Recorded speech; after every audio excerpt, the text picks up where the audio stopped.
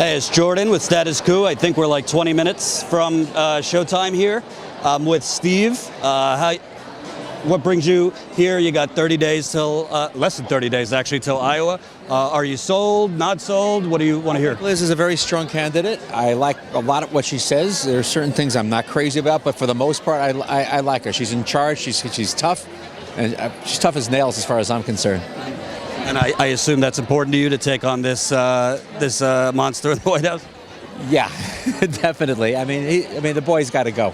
Yeah. I emphasize the word boy. Let's start with what you're not so big on with Warren. What are your concerns? I am concerned about how some of these things are going to get paid for, because I haven't heard about that yet. And that's a concern. I'm concerned about, for example, I know how I feel. I spoke to people like, for example, my sister. Very liberal, also very wealthy. And they're retired and they're worried.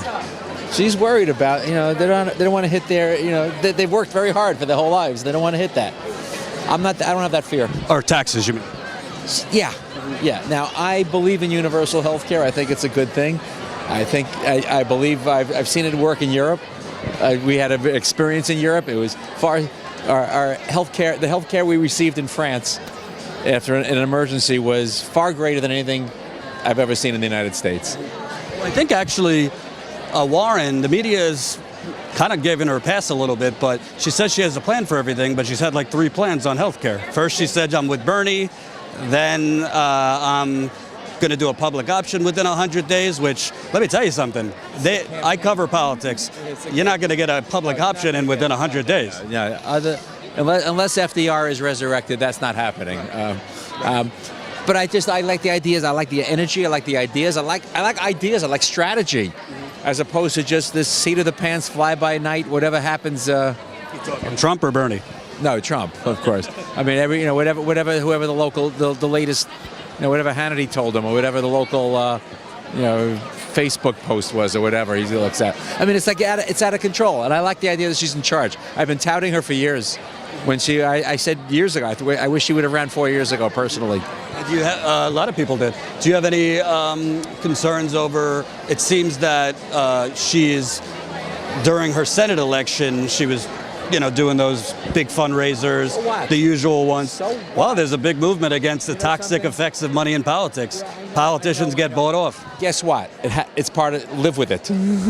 That's why there's all these young people getting involved. They don't agree with you. They think it's poisoning the system. Yes. When it comes down to it, it's still going to be there.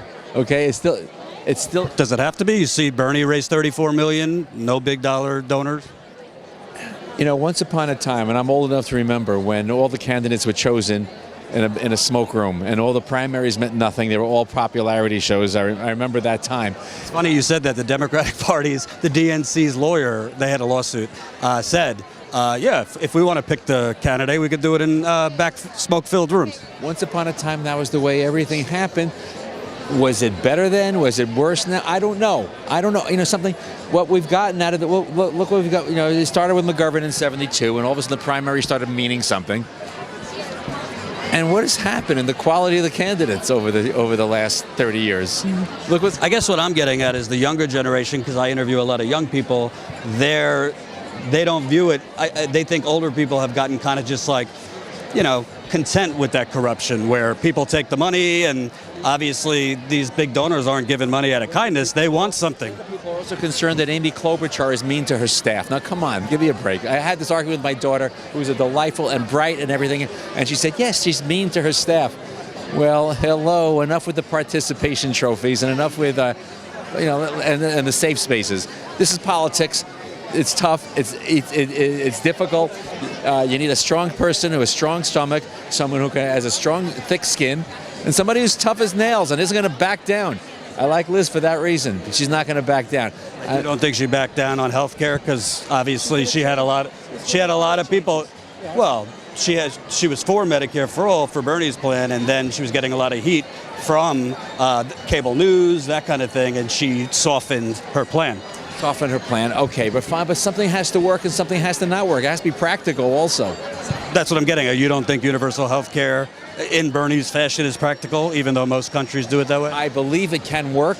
I believe it's a little radical for the United States to suddenly, it might have to come more gradually.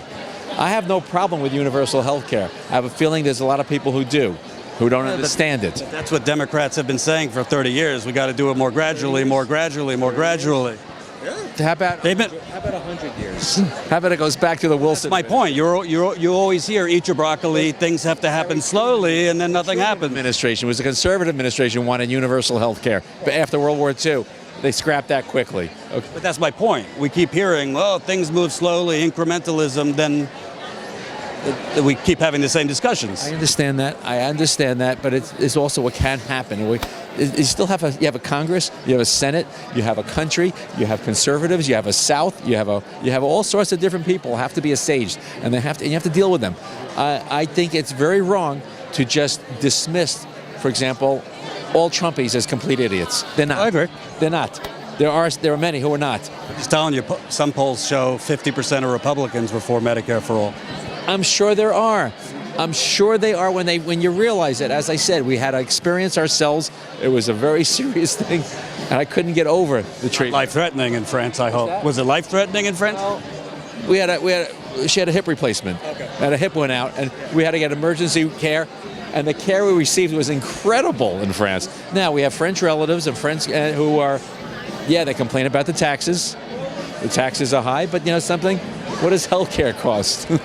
Private health insurance costs went up 20% in 2019. It did. Of course it did. Absolutely it did. So we have it anyway. So it's just 6 of one, half a dozen of another. But you're going to have to convince people of that. And it's not going to happen overnight. Do you think it's realistic? Once upon a time, there were congressmen railing about the end of the world that was coming about because of a thing called Social Security. I'm a historian. I'm a history teacher. Well, I know this. I know. That's why you sound like a Bernie guy, though, to me, because you're saying a lot of things that kind of fall in the Bernie thing. Practical guy. I'm not a far left. I am definitely not far left, but I'm certainly not centrist either. So let's talk about. I'm a registered independent. I have been my entire life. I have never belonged to a political party. There was a time I said the Democratic Party was going too far to the left, and the Republicans went too far to the right. I don't want the extremes holding. Can I ask you just on the practicality point? Because I read her plan a few times. She's basing how you pay for it. You mentioned that on passing comprehensive immigration reform and cutting the defense budget, which people say Bernie's kind of in the sky. These are two things that haven't been done in a long, long time. And also she's talking about basically radically changing the healthcare system and twice in 3 years. First the public option, then year 3 after the midterms. We're going to. I don't have a problem with that. Is that realistic? You're talking about practicality. It's realistic. I don't know because, as I said, we have a whole country to assuage. You know, unfortunately, this country has this tradition, this history of the rugged individualism. You know, going back to the pioneers and to colonial times. Nobody tells Americans what to do. And lastly, obviously, we got a maniac in the White House. We're taking out foreign leaders. The important thing is this boy's got to be gone. He's got to be gone. Let me ask you on that. Listen, the last election, the far left, the kids you talk about, they all said, Bernie didn't win. We're taking our ball and going home. Incorrect. Well, too many of them. Do you know that more Hillary Clinton voters, more Bernie voters voted for Hillary than Clinton voters voted for Obama? And how many voted for Jill Stein? Mathematically, it didn't make a difference. Even if all those Jill Stein. No, I'm telling you, if all those Jill Stein votes went to Hillary Clinton, she still would have lost those 3 states. If people had come out to vote in Philadelphia, Milwaukee, and Detroit, 3 cities, Barack Obama was not on the ballot. People were not inspired. Maybe Hillary Clinton didn't inspire people. But those 3 cities, 50,000 votes in those 3 cities, and that loser wouldn't be there right now. Whose fault is that, Hillary or Bernie? She didn't inspire them. Bernie campaigned all over the country for her. I'm not saying whose fault it was. I'm saying it's the kids and the people who said, we don't have what we want, we're not coming out at all. Maybe instead of criticizing the kids, older folks need to inspire them to get out there. Why is it on them? No one's entitled to anyone else's vote. You don't say I didn't get my way, so I'm leaving. I'm taking my ball and going home. If your future is looking like Australia right now, and you're buried in student loan debt, and somebody's not speaking to that, that's fine. That's fine. And you still have to have the best option. If it's not your perfect option, you can't say, okay, we didn't get, everything's not perfect, therefore we're taking our ball and going home. I said that 3 times already, sorry guys. But that's the point. You can't just say, we're leaving, we're going off, that's it.